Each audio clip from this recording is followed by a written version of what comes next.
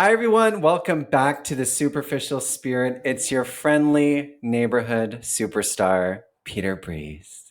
I'm so happy to be here. I'm feeling blessed, BLEST, and I'm here with my ascended fans. We don't need scientific proof to know she's 100% that bitch. It's Jess. Ooh, loving it. How are you? I'm so good. That's better than the TJ Maxx one. Are you happy with that intro? Yes, thank you. Okay, good. He's never been abducted by aliens, but I have heard stories about his probing. It's Derek. That's good. Hang on, Housewives intro. The secret to my success? I murdered my children. Oh, okay. Okay, that's dark, but Dang. wow. I want to see that season of Housewives. That would be a good fucking season. I have weeks and weeks of these. I wish I could tell them all to you at once, but I don't want to. I want to No, save them. Save it weekly. I love it. Derek, how are you doing? Yeah, I'm good. I'm Yeah. fine. Yeah, Good. me and my cat just living the dream here in gloomy Vancouver. Yep. Gloomy's good. BC's the bomb. I love it. Let's start off with Oprah today. I wasn't having a moment. I was just like working. I was eating my lunch and I was trying to like find something on YouTube that I could watch passively. And actually what I wanted to watch was because I've been watching The Crown. I wanted to watch the Oprah, Meghan and Harry interview, but they only had like 3-minute clips. And so I ended up on kind of an Oprah, like fucking wormhole. What do you call it? I was Like a click hole or a yeah, you just spiral kind or of keep Rabbit going. Yeah. hole. Thank you, Okay. rabbit hole. Oh my god, click hole. A wormhole.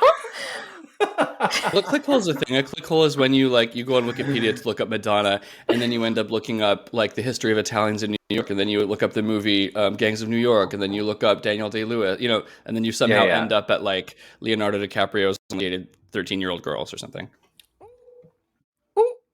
So How did you get there from Madonna? Yeah. The algorithm knows. The algorithm knows. Okay, so I found this Oprah thing. It was like I think the YouTube thing was like listen to this every day for inspiration or something, and it was like a 15-minute. I was listening to it. I wasn't watching the video, so I don't know if it was actually a bunch of clips, like a bunch of her speeches, like edited together. If it was one speech, but I fucking loved it. Oh my God, it was so good. She was like, here are the 3 things you need to know about living your best life. And it was like, know yourself, always do the right thing in something. I don't know.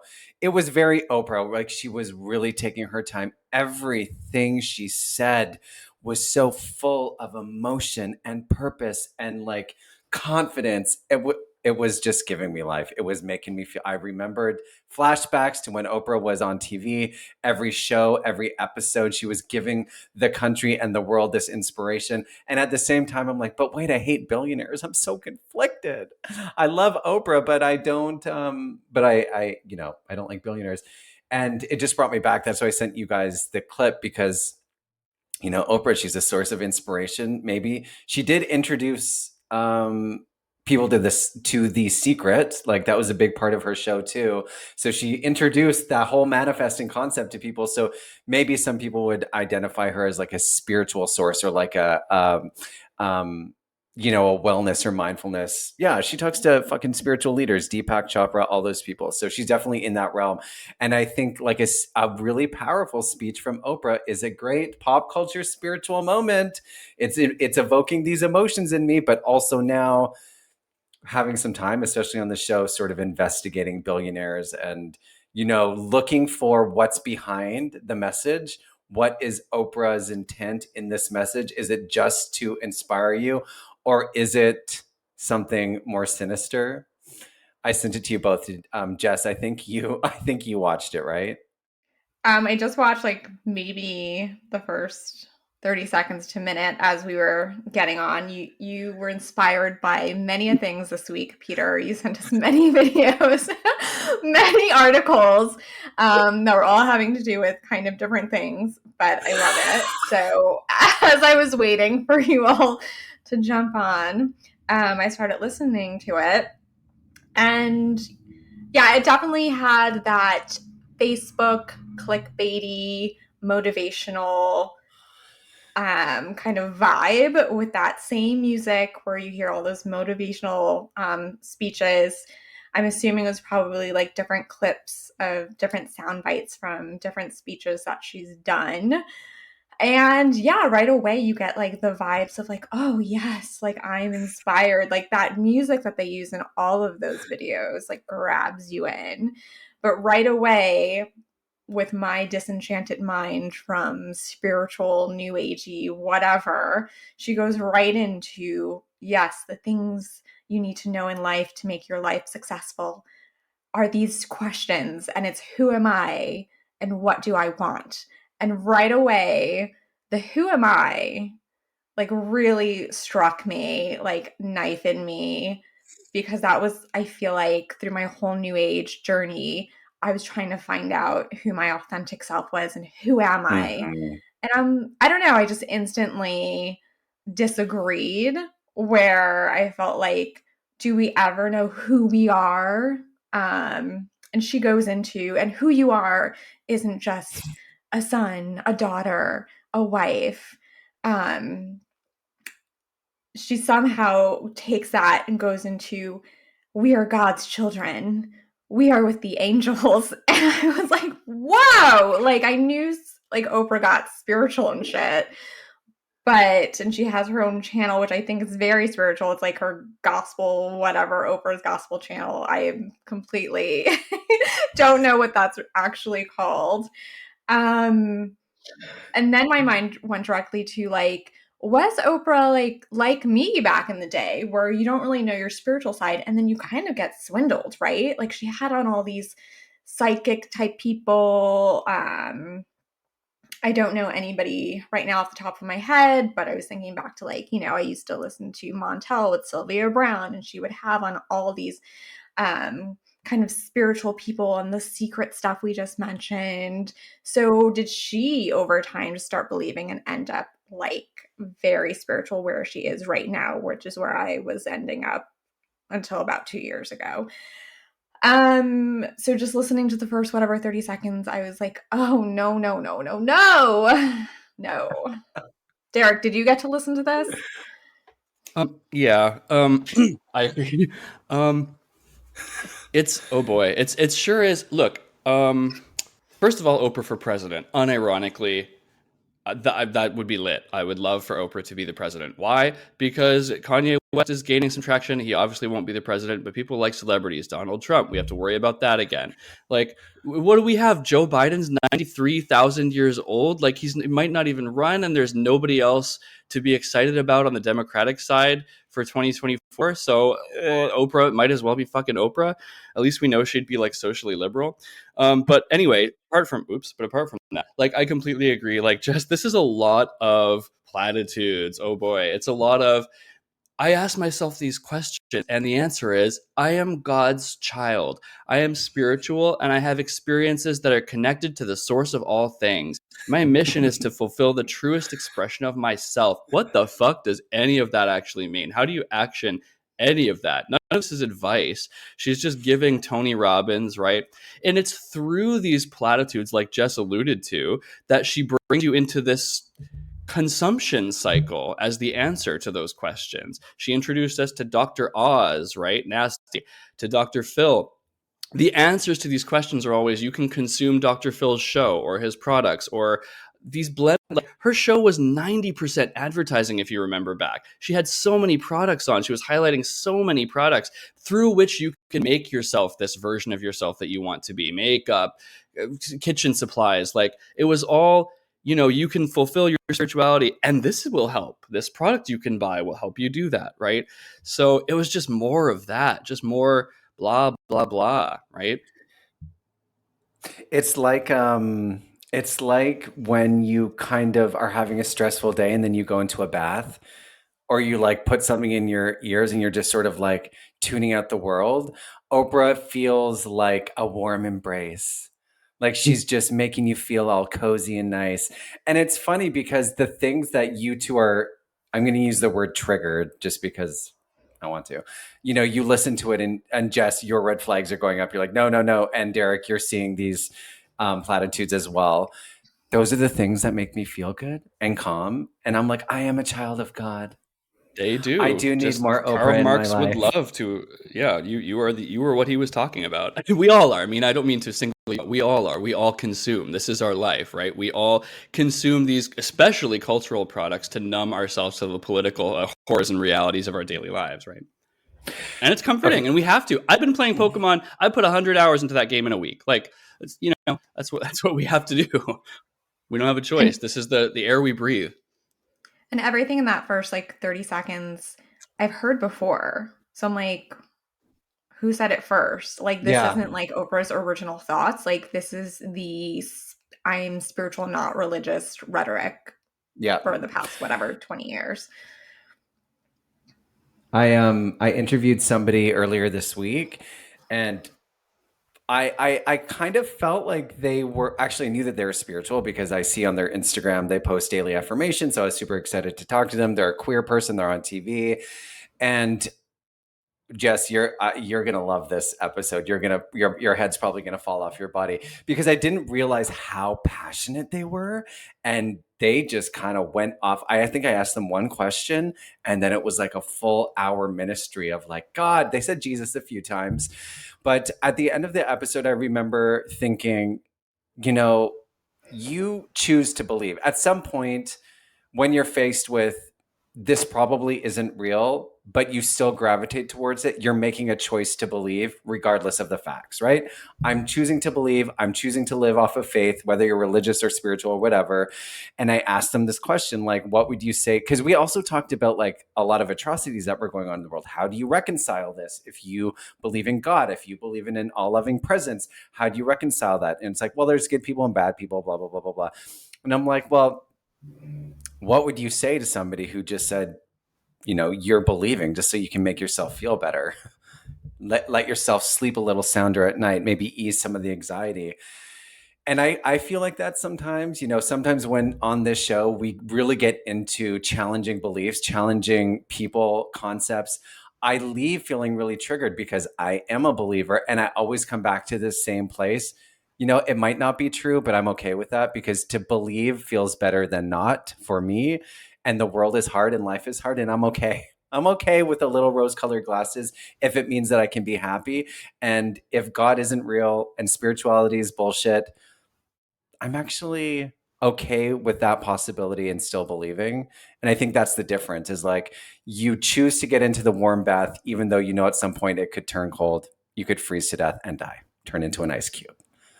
Whoo! How's that? That's a good way to start the show. Hey.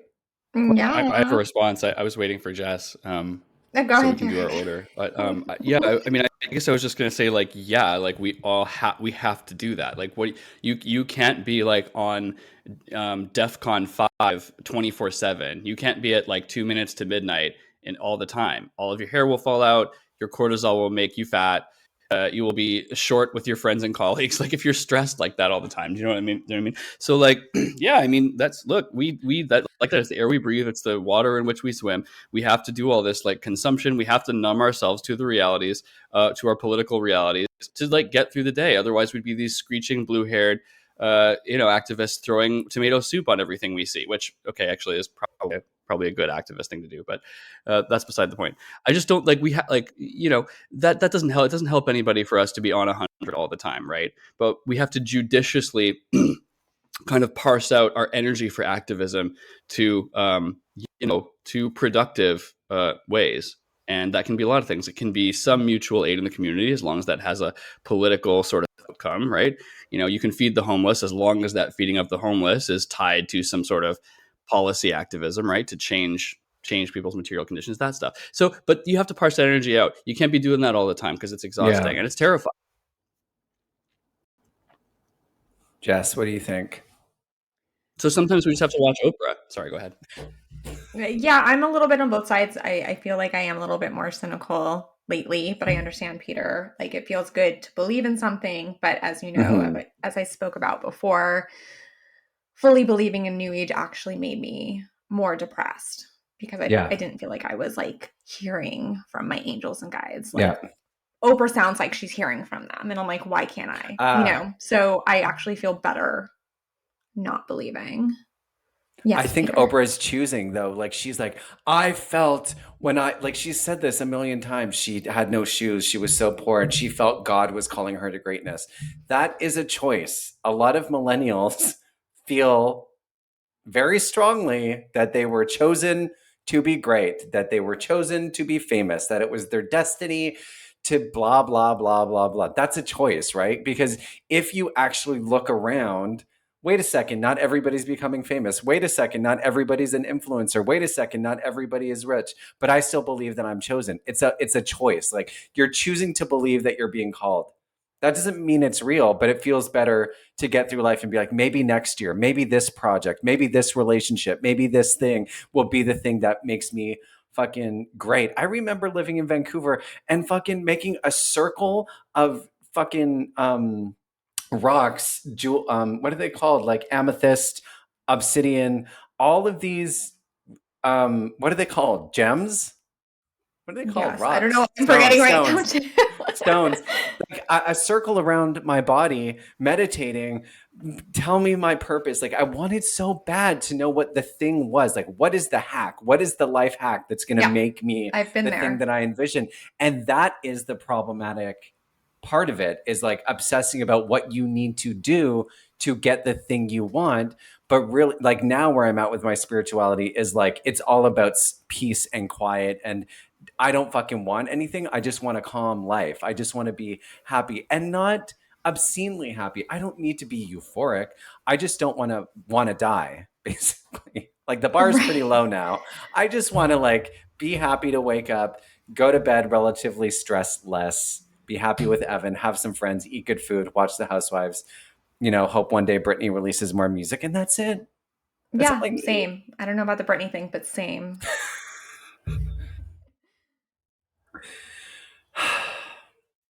The evolution. Okay, so anything I else about that, Derek? You have something? yes. Yeah, I just want to apologize for shitting on Just Stop Oil. They're doing a good job. They're not just throwing tomato soup at famous paintings. That is something they do to get attention, to bring people into their activism, which they actually then use to make policy, to put policy pressure on the government. So I don't mean to make fun of them for being blue haired, which they are. I'm glad you apologized because as soon as you said that, they called me directly on the phone and they were Yeah, like, "I I'm heard, canceled now. I have heard. What Actually, has she said?" I love climate change. Okay, the other thing I wanted to talk to you all about was, I don't know why this came up again on social media, but the story about Beyonce's drummer being it's such a great story for this show. Beyonce apparently put satanic magic, black magic spells, possession into her drummer, and this drummer was experiencing wild things. Spiritual molestation. She was being followed. She was being physically attacked. All I saw was like the clip that I sent you all, which was basically like, I don't know, a little meme or something. I think it was somebody saying, remember when this person said Beyonce was possessing them? So I sent it to you both. We had a little back and forth. But this morning I did watch, um, I think it was a 14-minute interview that this clip was based off of. A journalist sat down with this person and we're like, okay, tell me the story. And I'm listening. And it's like, they worked with Beyonce. And then, all of these strange things started happening. They were being followed. They were being molested. Really outrageous claims, like really unbelievable things. And you know what it reminded me of the whole time I'm listening? I'm like, I've had this conversation before.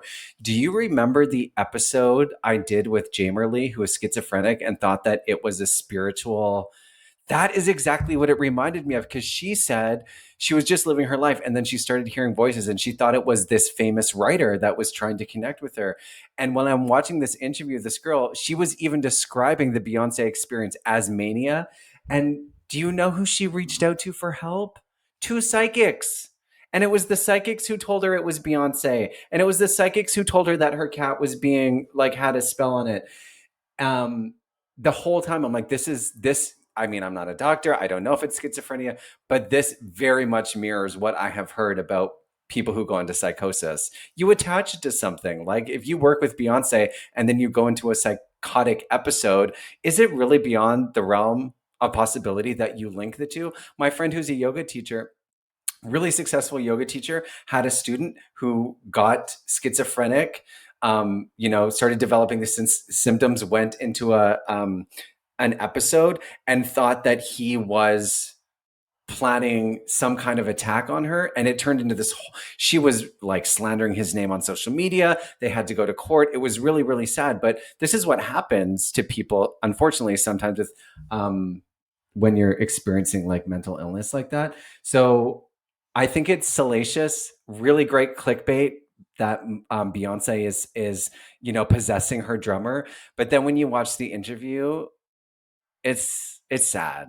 I felt bad for this person because I don't know, yeah, I wonder if some of these people already had like an obsession and then were kind of, had an issue, mental issue, manic. So then like those things combined. When I try to look it up, I don't know if you found like whatever happened to it. Like, was it just silenced? Because I only saw interviews and things from like 2018. I didn't see anything about like the lawsuit. So I'm wondering if like Beyonce countersued her, if the drummer was trying to sue Beyonce, and then it was just like silenced because after I was sued by someone, like I see how easily that's why you see nothing bad about it or like nothing that happened afterwards when you try to Google, because it's just like silenced with like money. So did you find anything? What I happened after? didn't, but I did. Well, I mean, I don't know. I did see a clip that basically said there is going to be no legal action because she's saying that Beyonce is possessing her body. And that was kind of the end of the line because there is no claim, really. I mean, you can't take somebody to court and say, I'm suing Beyonce for possessing me. And I think it was a clip on like Access Hollywood where they were like, wow, this is really crazy, but I assume nothing's going to come of it. And they're like, yeah, nothing's going to come of it because it's not true. So I assume what happened was came out in the media. Maybe Beyonce got wind of it. I don't think she officially released a statement, but it was probably something like, there's nothing really to do. Like you can't, it's not a, it's not a claim that has legal merit or weight in the court of law unless there's physical evidence of like some kind of attack or crime that's been committed. And even then, like you said, Jess, I think once you cross that line into legal matters, it does get taken, like you have to stop talking about it until it's, I assume if that went to court, we would all know about the legal course, the legal case about Beyonce possessing somebody. It just reminds me too, when I was still very spiritual, went to the ayahuasca retreat, wrote about them. I said that it seemed like there was demonic entities there. And in the court papers, the guy who sued me was like, Jessica said there's demonic entities here. There are not in legal court papers. I'm like, I want to see this motherfucker take me to court and talk about demons. Like, so you can possibly get there, but I would assume it would be thrown out. You actually had a case, like you had something outside. You weren't suing them because demons were there. That wasn't what. So it was, well, I wasn't suing them. I just wrote about it. And then they sued me for defamation because I put things in, like, it's so funny thinking that I wrote about like demons being there, but for him to like put that into the legal paperwork was like so laughable. Derek, did you have a chance to, the Beyonce thing? Oh, I completely believe it. That's Derek's whole take. On to the next.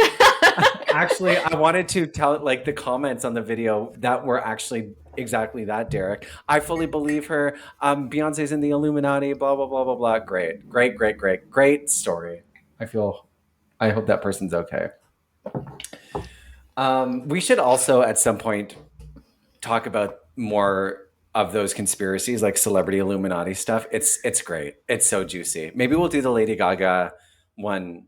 Oh my God, yes. Yeah, okay. Sure. I almost believe that one for a hot second. Save it. Save the hot takes.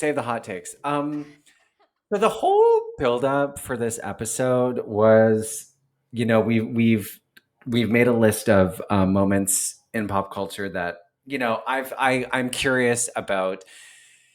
What do they say about spirituality or the occult or supernatural beliefs? Blah blah blah blah blah. So I wanted to explore The Exorcist. It was a easy pick for me because it's an iconic movie. Demonic possession really was like groundbreaking at the time, kind of was the first possession movie. And I wanted to rewatch it and see, after doing this show for almost 100 episodes, what stood out to me in regards to maybe spiritual rhetoric. Maybe if it was like planting any seeds about beliefs, blah blah blah blah blah. And when I started, I thought I remembered the story well, but as soon as I started watching the movie, I'm like, I didn't remember any of it. I remembered the iconic scenes of like, the crucifix. Where she's like stabbing herself, the head spinning around, the throwing the green vomit, all of those super iconic scenes I remembered. But to be honest, I was kind of like disappointed a little bit. I thought I would feel more charged up about it. I thought it was just, okay, a great horror movie. I love hearing that people fainted when they first saw it. And it was like so outrageous that people could not physically control themselves. I love the demon stories. Like I love stories about people getting possessed. The Exorcism of Emily Rose is one of my favorite horror movies. I just love it. I think it's such a cool concept. But honestly, it didn't spark a lot for me. I did take a few notes, like when there's a scene where early in the movie where they go into a church and one of the statues has been demonetized. I don't know, like the it has like spikes coming out of it and blood. And my friend was like, that's actually based on a real story. And I was like, okay. So I wrote that down. I actually forgot to look into it. That was the only note I made, actually, and that it was based on a book. And after this morning, when I was getting ready to record with you guys, I I did read a little bit more because part of the allure of The Exorcist is sort of the urban legends that surround the making of the film. So what I learned that I didn't know was it was based on a book, and the book was based on a real story of a boy who was exorcised by the church in, I think, the 50s. And the writer of the book had basically seen the headline of this boy who had been possessed, quote unquote. And that's what the book was based off of. I did read the article. I think I sent it to you all. Very interesting. Uh, Story. The bed shook, there was voices, scratches on his body, like I think the word help me or something was like on this boy's body, and it's all in records in the library that you can like go and see. um, so I thought that was interesting. The house burned down during the making of the movie, and the only thing that lasted was the scene in which the possession takes place, the bedroom. So people were like, well, that's because, Satan was protecting it. And I was like, house is burned down, not that big of a deal. There was apparently a serial killer on set, somebody who had later was accused. I don't know if they were convicted of murder and suspected of being a serial killer. I think 6 people died, or maybe that was Poltergeist. But honestly, none of it swayed me. I was like, okay, it's just a movie. I was really hoping that I would read something that got me super excited about like what had happened on set. But apart from it being based on a true story, there was nothing really there. And like womp womp at the end of the article about the boy who was apparently depressed, basically what they said is he probably had schizophrenia and Tourette's, two things that were not really understood at the time, but like the shaking and the voices and the twitches were probably something like that.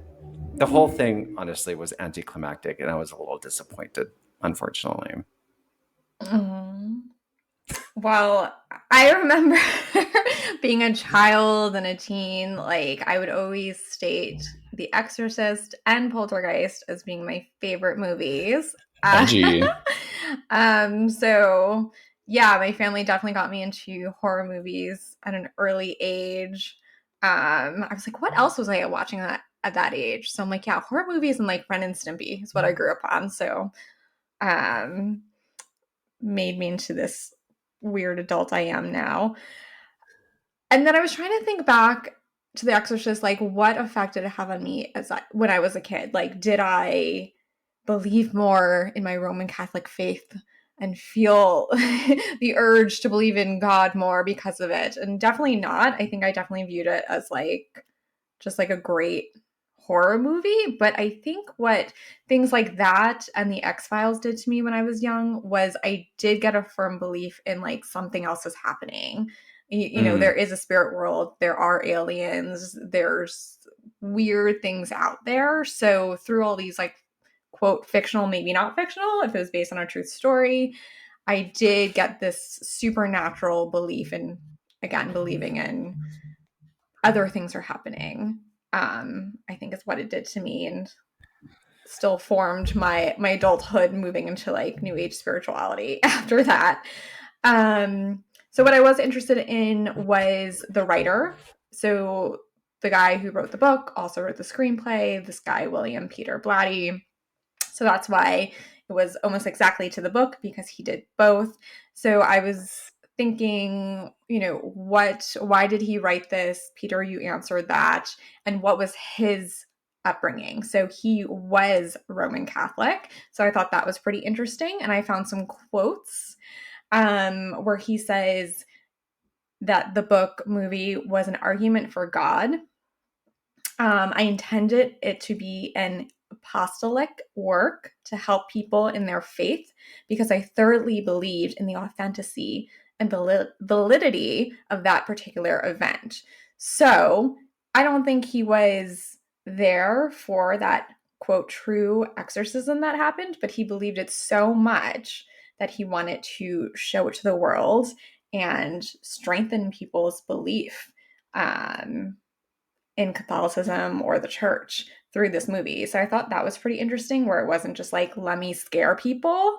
He really wanted to maybe scare people into their religious belief. There was also some quotes I found from Catholic newspapers, blogs. So from catholicnewsagency.com, they say, for Blatty, the point of this story was, quote, that God exists and the universe itself will have a happy ending. Oh That to me God. kind of felt like, is that what they were hoping that he was writing it for?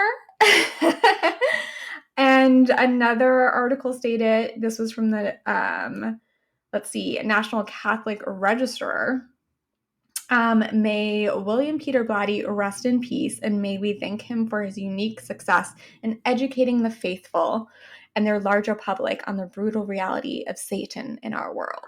Oh, for fuck's So sake. the religious Catholic groups are, some of them are like now taking this movie and saying, yes, yes, like we are taking this in as a good thing, and, you know, hoping that it helps others come to religion is what I got from that. Whereas you can also read some other articles where the church seemed to be against it at first, but I feel like you can take a bad into a good and twist it and say like, no, no, no, like come to us. This will never happen to you. We'll save you. Derek. Yeah. Yeah, I mean, the movie's thesis definitely is God is real, and it will, you know, save you where medicine fails, which is interesting. I don't think necessarily that William Peter Blatty died holding that opinion.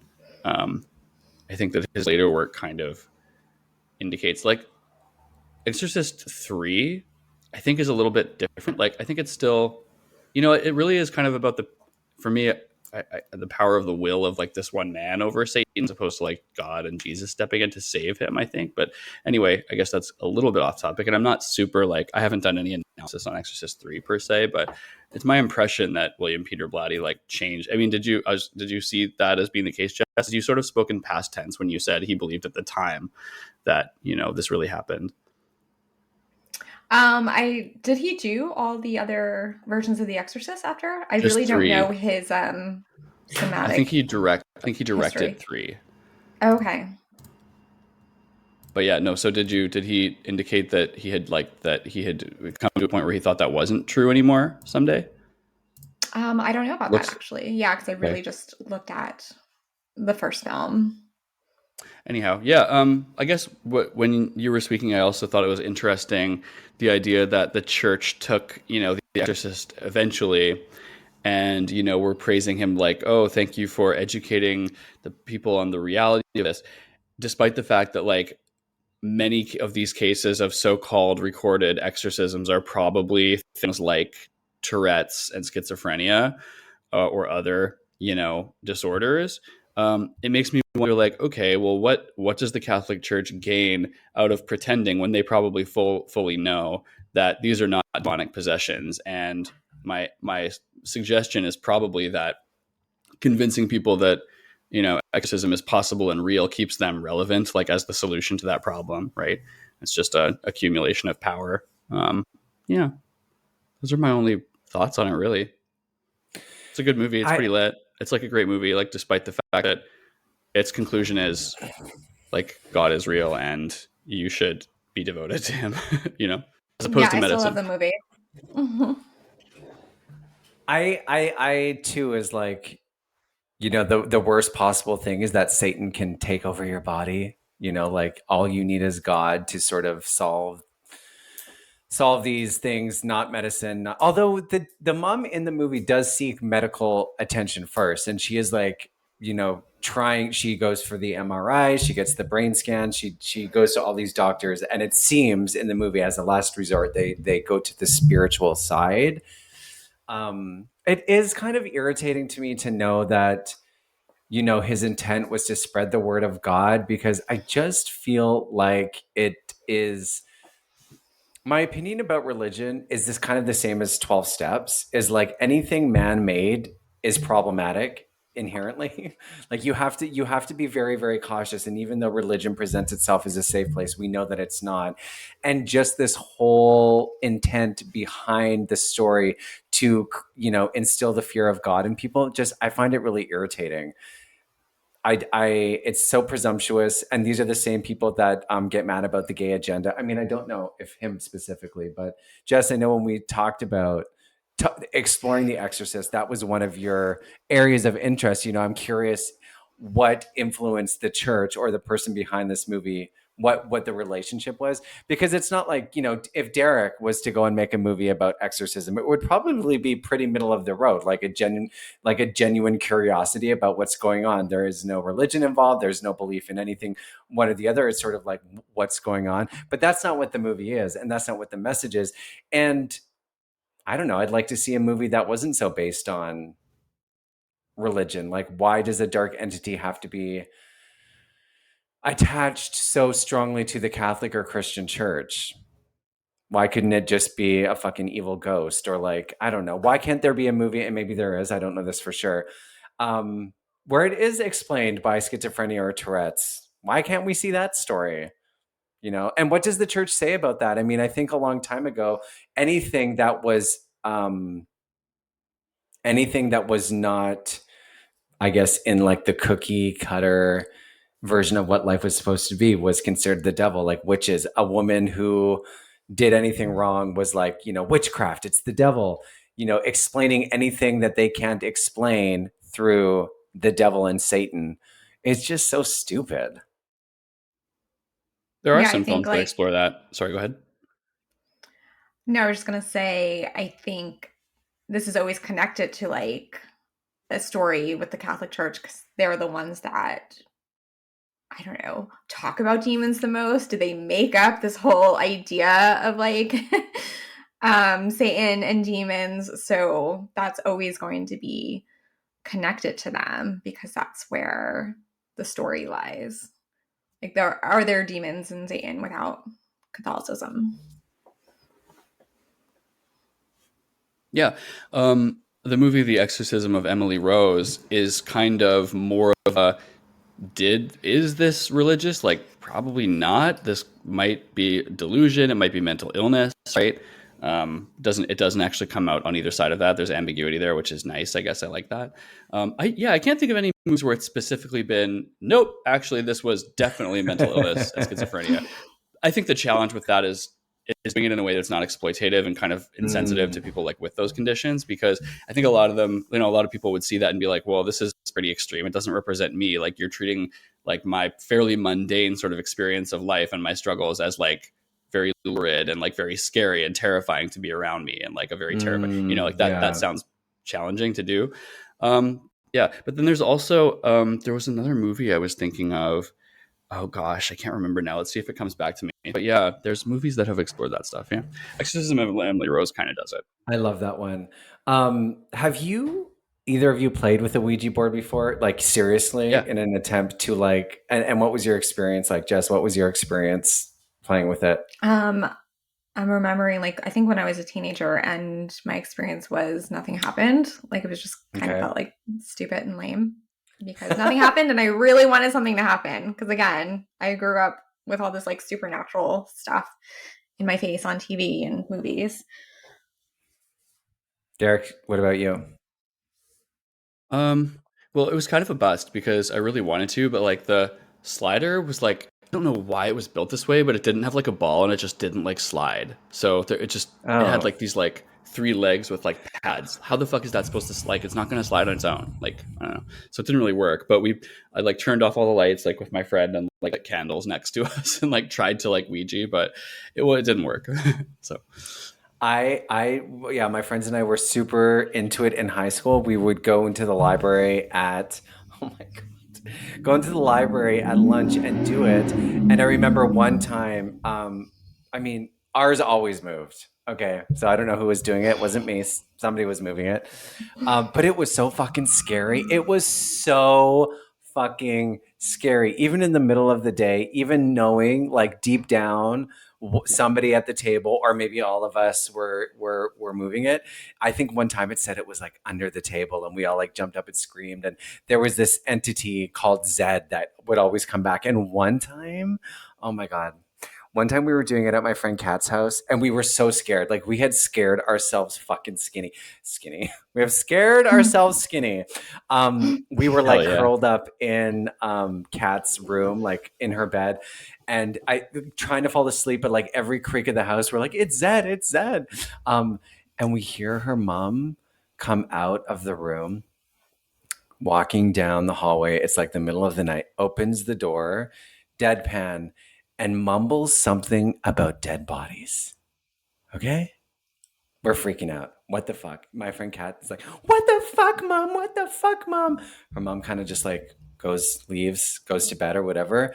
And it ends up that her mom is a sleepwalker, sleepwalks all the time, and like sometimes said fucking weird things. Crazy timing.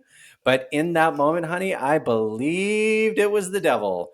And that's the other thing is like when you believe, Jess, you can probably affirm this. There can be When you believe, miracles.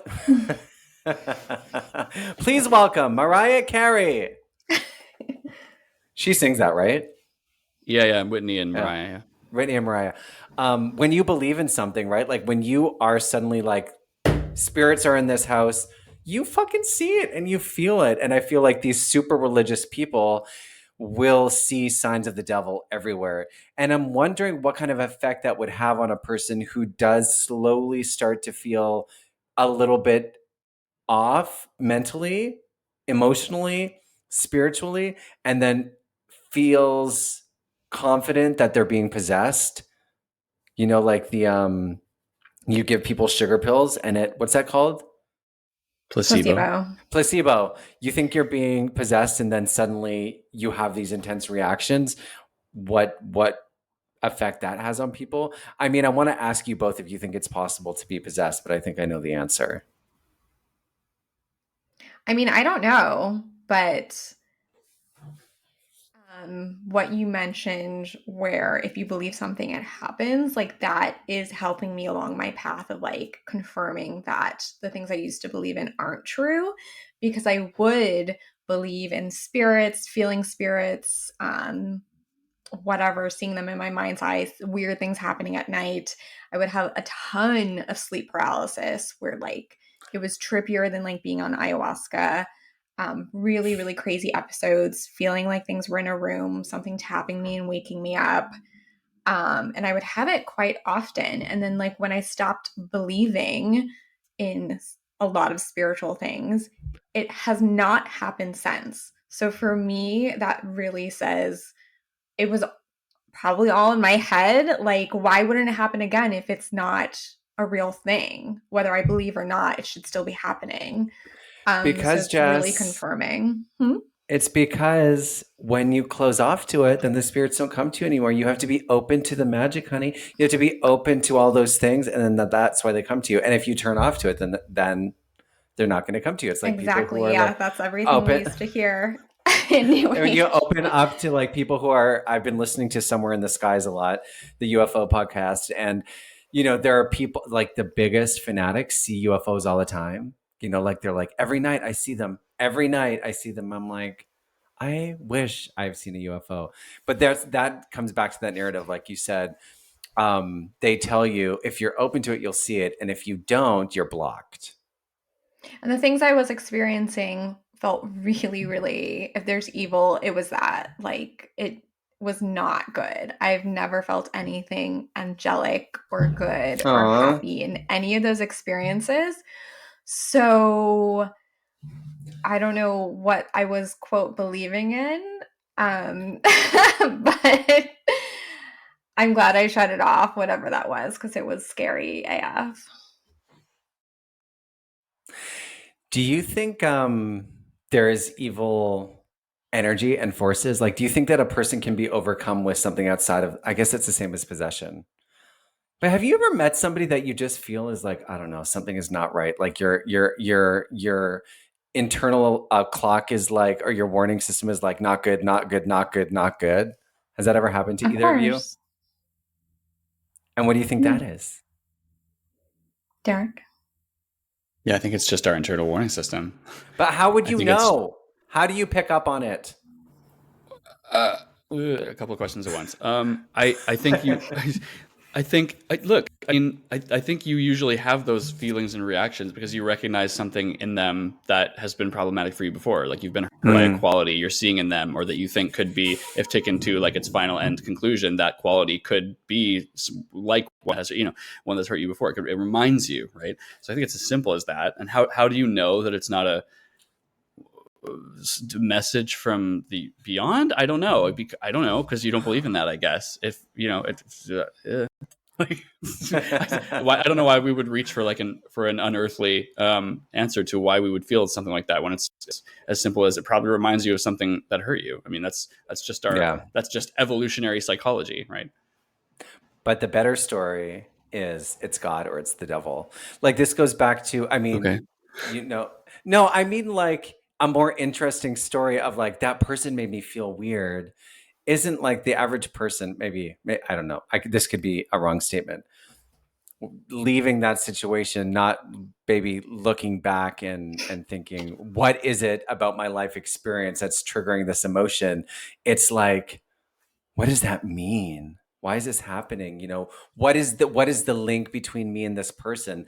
My brain is like telling me the story of like maybe it's the star signs, or maybe and I'm not saying this now, but more like 10 years ago, constantly looking for narratives to explain things that biologically can be easily explained, or like day-to-day life. Like the other day, Evan and I were walking into our backyard and a fucking hawk whipping around the backyard landed on a tree. And I'm like, 10 years ago, I would be Googling this. What does a hawk mean? What is the symbolism of sometimes a there's hawk? a hawk. Same. I was there right with you, Peter. It just means you sometimes see a hawk. Oh, no.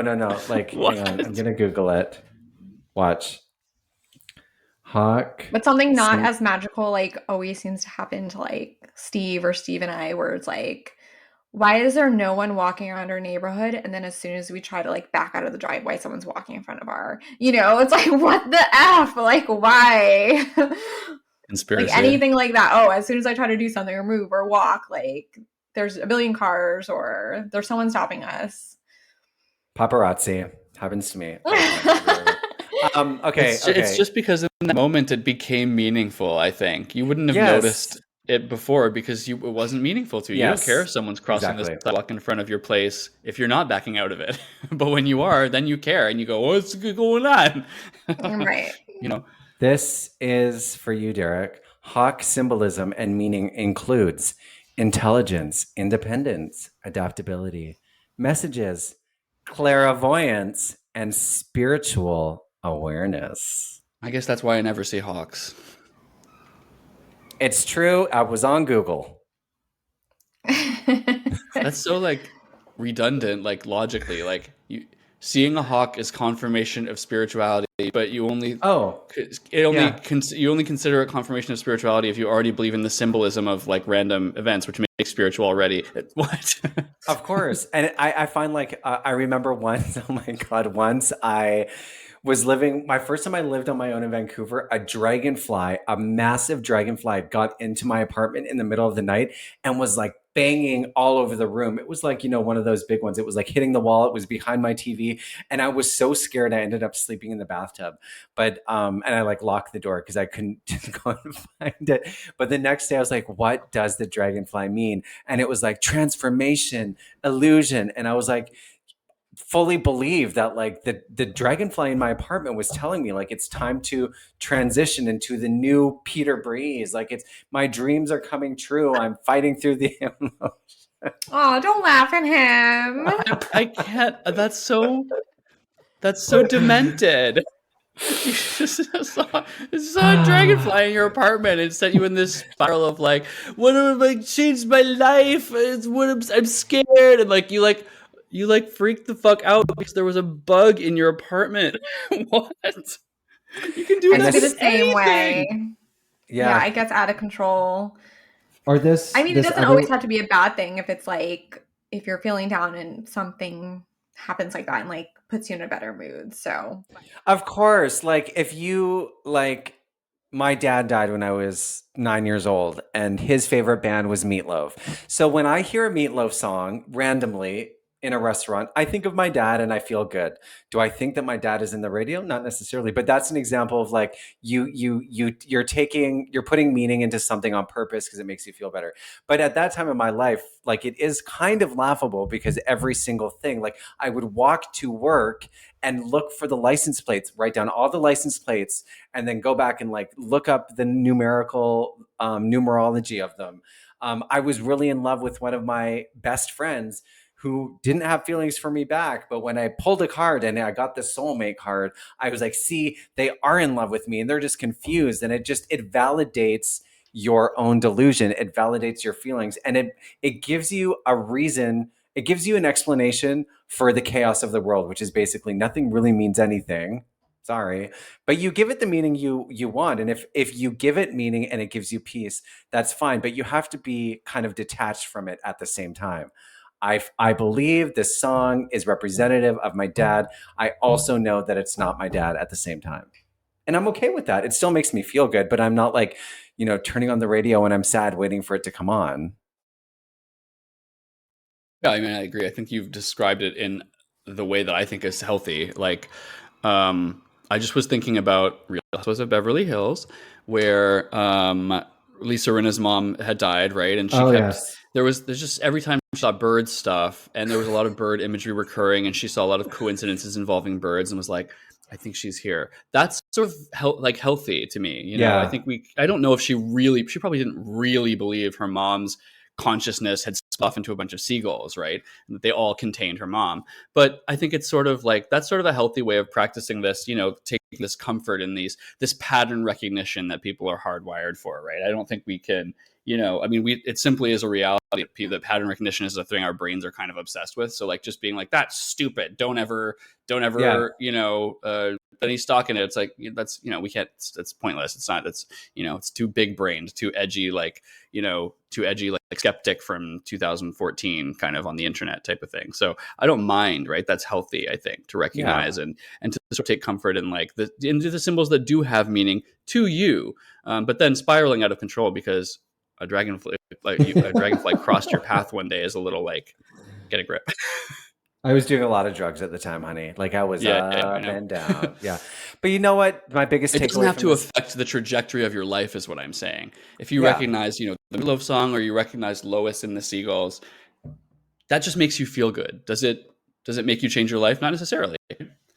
Well, hopefully not, but sometimes yes. Hopefully not. The biggest takeaway from this whole episode is that every lesson can come back to the Real Housewives of Beverly Hills. So thank you for that, Derek. Yeah. Anything else that y'all want to say about Satan? Just that he's alive. He's alive and well in the Republican Party. Yes. Oh my God. Yeah, didn't Donald Trump and Kanye just have lunch together or something? This is Yeah, and not just that. Also, Milo Yiannopoulos and Nick Fuentes. Oh, that gay guy both who was not gay anymore. neo-Nazis. Yeah. That's right. So this is let's not even go there. Let's end it on that. Every spiritual lesson can be found in Beverly Hills. That's it. That's it. Okay. We can talk on that next time if we want, but Sure. I feel like if we go down that path now, it could take a long time. Unless there's something you're burning to say, Derek. Do you want to talk about it? No, I guess we can get into it next time. I just had wanted to acknowledge like the hate motivated right wing violence targeting queer and trans people mostly, because that like just happened, and we can spend more time on it next time. It's not something we want to rush, probably, right? Yeah. Put a pin in it. Yeah. We will come back bringing you the hot topics of the universe.